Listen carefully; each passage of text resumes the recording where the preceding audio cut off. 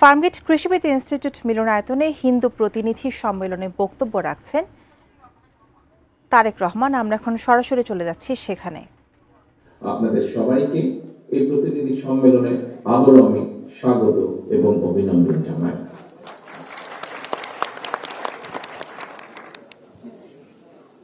প্রিয় সকল উপস্থিতিবৃন্দ, আপনাদের যারা বক্তব্য রেখেছেন, বিশেষ করে রাজনৈতিক নেতৃত্বের বাইরে যারা বক্তব্য রেখেছেন, আপনাদের বক্তব্য শুনতে শুনতে আমার উপলব্ধিতে একটি বিষয় স্পষ্ট হয়ে উঠেছে বলতে পারি আমি।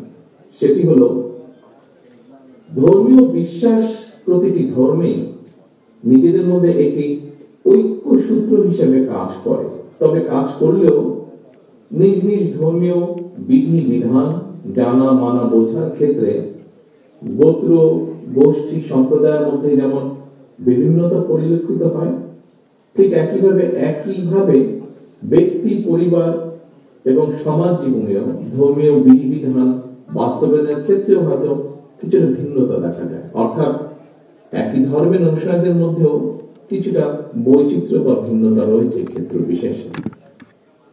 আমাদের এই দেশে নানা ধর্ম, নানা বর্ণ, গোষ্ঠী, সম্প্রদায়, জাতি, উপজাতি, অধিবাসী অধিষ্ঠান আছে।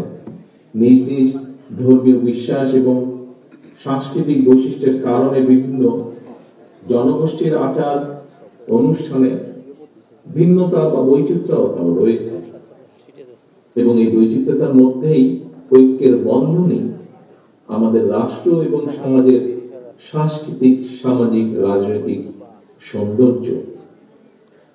তবে এই বৈচিত্র্যময় সমাজে আমাদের প্রতিটি নাগরিকের মধ্যেই কিন্তু একটি ঐক্য সূত্র রয়েছে। যদি আমরা জিজ্ঞেস করি কি সেই ঐক্য সূত্র, এই উপস্থিতি, সেই ঐক্য সূত্র হচ্ছে বিএনপির প্রতিষ্ঠাতা, স্বাধীনতার ঘোষকের যুগান্তকারী রাজনৈতিক দর্শন বাংলাদেশী জাতীয়তাবাদ। অর্থাৎ আমরা যারা যেই ধর্মই বা জাতি বা গোষ্ঠীরই প্রতিনিধিত্ব করি না কেন, নাগরিক হিসাবে আমাদের সবার প্রথম এবং প্রধান পরিচয় আমরা বাংলাদেশী। যারা এরই ভিতরে যে সকল নেতৃবৃন্দ বক্তব্য রেখেছেন, তাদেরও কেউ কেউ এই বিষয়টি তুলে ধরেছেন তাদের বক্তব্যে।